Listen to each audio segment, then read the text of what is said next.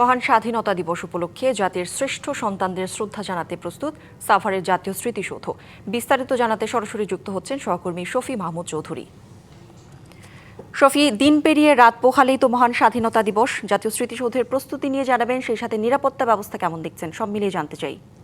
প্রথমে নিরাপত্তার কথা বলি। নিরাপত্তা ব্যবস্থা আমার পিছনে যদি একটু দেখাই, দেখতেই পাচ্ছেন এখানে আসলে র্যাব, পুলিশ, সেনা সদস্য সহ এসএসএফের যারা সদস্যরা রয়েছেন তারা কিন্তু ইতিমধ্যে এই নিরাপত্তার দায়িত্বটি গ্রহণ করেছেন। স্মৃতিসৌধ চত্বর এলাকায় আমরা দেখতে পেয়েছি যে বাহিরেও গেটের বাইরে বেশ কিছু বহিরাগত উৎসুক জনতা এখানে ভিড় করে থাকলেও আসলে ভিতরে যাওয়ার কিন্তু কোনো সুযোগ নেই। ভিতরে শুধুমাত্র যারা গোয়েন্দা সংস্থার লোকজন এবং আইন শৃঙ্খলা বাহিনীর লোকজন তারাই ভিতরটা তদারকি করছেন। আমরা সকাল থেকেই দেখতে পেয়েছি যে এখানে বাহিনীর লোকজন রয়েছেন, তারা কিন্তু নিরাপত্তার চাদরে ঘিরে রেখেছেন।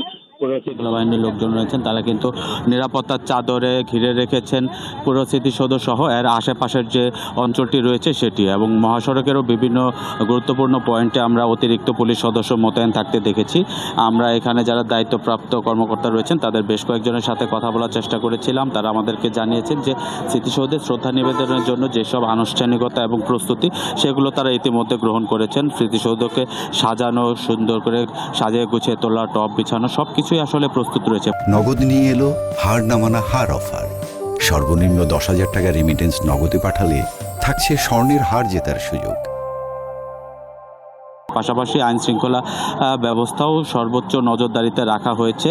সিসি ক্যামেরার মাধ্যমে মনিটরিং সহ যেহেতু একটি মহাসড়কের পাশে এবং এই মহাসড়ক দিয়ে ঢাকা-রিচা মহাসড়কে বেশ কিছু ভিভিআইপি গেস্ট সহ অন্যান্য অতিথিরা আসবেন, সেই লক্ষ্যে কিন্তু এই মহাসড়কেরও নিরাপত্তা বাড়ানো হয়েছে। এবং এই মুহূর্তে যদি বলি যে স্মৃতিসৌধের দায়িত্ব ইতিমধ্যে কিন্তু এসএসএফের সদস্যদের হাতে রয়েছে। তো বলা যায় যে দেশের যে সর্বোচ্চ নিরাপত্তা সংস্থা তাদের হাতে যখন দায়িত্ব থাকে সেই মুহূর্তে কিন্তু আসলে নিরাপত্তা বিষয়টি নিয়ে আর কোনো প্রশ্ন থাকে না। এবং এই নিরাপত্তার পাশাপাশি কিন্তু বেশ কিছুদিন ধরেই আমরা দেখতে পাচ্ছিলাম যে স্মৃতিসৌধ বন্ধ রাখা হয়েছিল। স্মৃতিসৌধের পরিষ্কার পরিচ্ছন্নতা এবং সৌন্দর্য বর্ধনের সব ধরনের কাজ শেষ করে বলা যায় যে একদমই প্রস্তুত স্মৃতিসৌধ। আগামী এই নতুন ভোরের সূর্যোদয়ের সাথে সাথে এখানে শ্রদ্ধা নিবেদনের জন্য বিভিন্ন অতিথিরা আসবেন, সেই জন্য স্মৃতিসৌধ পুরোপুরি প্রস্তুত রয়েছে।